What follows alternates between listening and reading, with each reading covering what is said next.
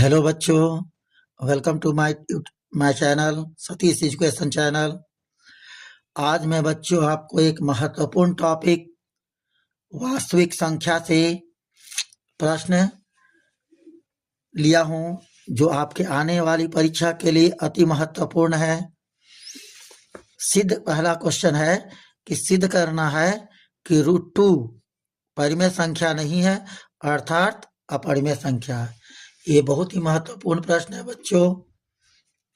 ये हार्ड रहने के कारण कितने बच्चे इसे बना भी नहीं पाते हैं, तो हम उम्मीद करते हैं कि आपको अच्छी प्रकार से समझा पाए और आसान से आसान शब्दों में आप लोग को बताएं। सिद्ध करना है कि √2 परिमेय संख्या नहीं है, अर्थात यह अपरिमेय संख्या है, इसे सिद्ध करना है। तो सबसे पहले क्या कर लेंगे, पहले मानते हैं, माना यदि संभव हो तो √2 एक परिमेय संख्या है। मान लिए कि √2 एक परिमेय संख्या है, ठीक है। तो √2 के बराबर p/q, दो गो एक पूर्णांक संख्या माने हैं, यानी भिन्न संख्या p/q, जहां p/q एक धन पूर्णांक संख्या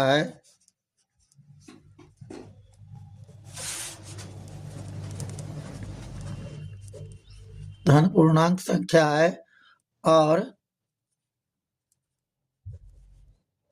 p एवं q में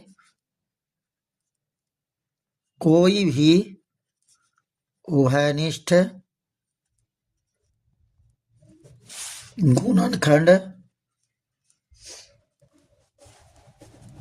नहीं है। इसका अर्थ समझिए बच्चों, √2 बराबर p/q एक परिमेय संख्या माने हैं, यानी पूर्णांक संख्या, जहां p और q धन पूर्णांक है। धन का मतलब ये प्लस में है, ऋण संख्या नहीं है, प्लस में है, ठीक है। और p और q में कोई भी उभयनिष्ठ गुणनखंड नहीं है। इसका अर्थ हुआ कि ये एक के सिवाय किसी से नहीं कटेगा। जैसे मान लीजिए 4/5 एक के सिवाय किसी से नहीं कटेगा, तो यह एक ऐसी ही संख्या है जिसका उभयनिष्ठ गुणनखंड एक है, एक के सिवाय यह किसी से नहीं कटेगा। अब क्या करते हैं, इसे वर्ग करने पर, इसका हम लोग वर्ग करते हैं। वर्ग करने पर दोनों तरफ वर्ग करेंगे, इधर √2 का स्क्वायर किए, इधर p/q का स्क्वायर किए। ध्यान देखिएगा बच्चों, स्क्वायर हटाएंगे तो इसका रूट हट जाएगा, सिर्फ 2 हो जाएगा। p का स्क्वायर करेंगे p², q का स्क्वायर q²। इसके नीचे y1 मान लिए, 1 से p² में गुना करेंगे तो p² बराबर 2 से q² में गुना किए q²। हम लोग जैसा कि जानते हैं बच्चों कि 2 से किसी भी प्राकृतिक संख्या में गुना करें तो वह सम हो जाता है। जैसा हम दिखाते हैं, इसके बराबर यह सम संख्या होगी। कैसे होगी ये हम दिखाते हैं। अब यहाँ हम लोग देखते हैं, q की जगह कोई भी एक संख्या लिखे, 2 गुने 1 रखते हैं। देखिए बच्चों, q की जगह 1 रखे, स्क्वायर, तो 2 का स्क्वायर, सॉरी 1 का स्क्वायर 1 होता है, 1 में 2 से गुना करेंगे 2। देखिए बच्चों, ये सम संख्या है। आगे फिर और लिखते हैं, 2 q के जगह 2 लिखते हैं, 2 का स्क्वायर, 2 का 2, 2 का स्क्वायर 4, 4 दूनी 8। देखिए बच्चों, ये सम संख्या है। यानी हाँ, कोई भी सम या विषम, q की जगह कोई भी संख्या रखेंगे और उसका सॉल्व करेंगे तो सम ही आएगा। क्यों? क्योंकि ये 2 से गुना हो रहा है, इसलिए सम संख्या, अर्थात p भी सम संख्या होगा, क्योंकि p सम संख्या का वर्ग सम संख्या होता है। चूंकि केवल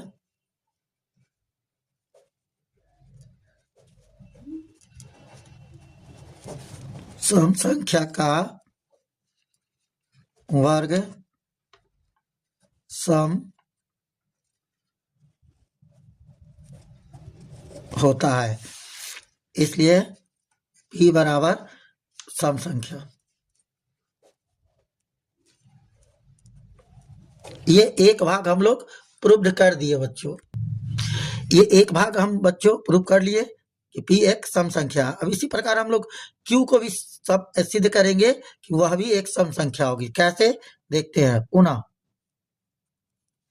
फिर मान लेते हैं, माना P बराबर यहाँ एक संख्या मान लेते हैं 2m, जहां m पूर्णांक संख्या है, m एक धन पूर्णांक है या पूर्णांक है। अब इसका वर्ग करते हैं, वर्ग करने पर P का स्क्वायर करेंगे तो P स्क्वायर, इधर 2m का स्क्वायर करेंगे 2m स्क्वायर। देखिए बच्चों यहाँ P स्क्वायर का मान कितना था, P स्क्वायर का यहाँ वैल्यू P स्क्वायर बराबर 2q स्क्वायर था। P स्क्वायर का वैल्यू 2q स्क्वायर, यहाँ P स्क्वायर की जगह 2q स्क्वायर लिख दिए। 2 का स्क्वायर करेंगे 4, m का स्क्वायर m स्क्वायर, 2 से इसको काटे 2 बार में, यानी q स्क्वायर बराबर 2m स्क्वायर। ये देखिए बच्चों यहाँ भी यही स्थिति आ गई। अगर हम m के जगह कोई भी मान भरते हैं, कोई भी प्राकृतिक संख्या, और दूसरे वर्ग करके 2 से गुणा करेंगे तो सम ही आएगा, यानी यह भी एक सम संख्या होगी। तो चूंकि फिर यहाँ ये सम संख्या होगी तो हम लोग जानते हैं यहाँ से कि सम संख्या का वर्ग सम होता है, इसलिए Q बराबर सम संख्या। Q भी प्रूव्ड हो गया कि एक सम संख्या है। अब आगे देखते हैं, तो हम लोग सिद्ध कर लिए बच्चों कि यहाँ P भी एक सम संख्या है और Q भी एक सम संख्या है। अब इसके आगे देखते हैं, इस प्रकार इसको लिखते हैं P और Q दोनों सम संख्याएं हैं, इसलिए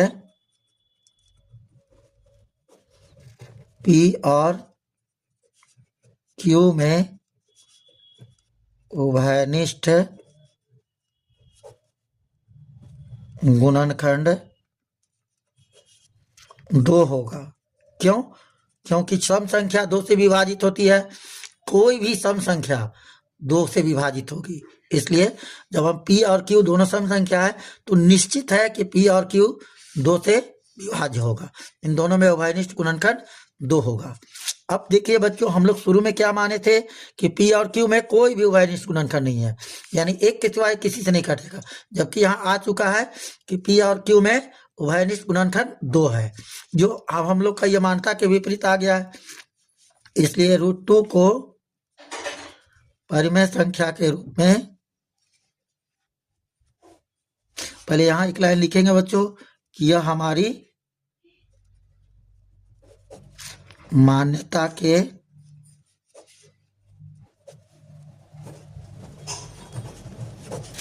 विपरीत है, यानी हमारी मान्यता के उल्टा आया। तो √2 को परिमेय संख्या के रूप में, परिमेय संख्या के रूप में लिखना गलत होगा,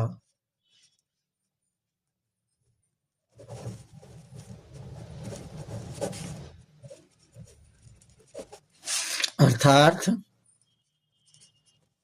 √2 एक अपरिमेय संख्या है।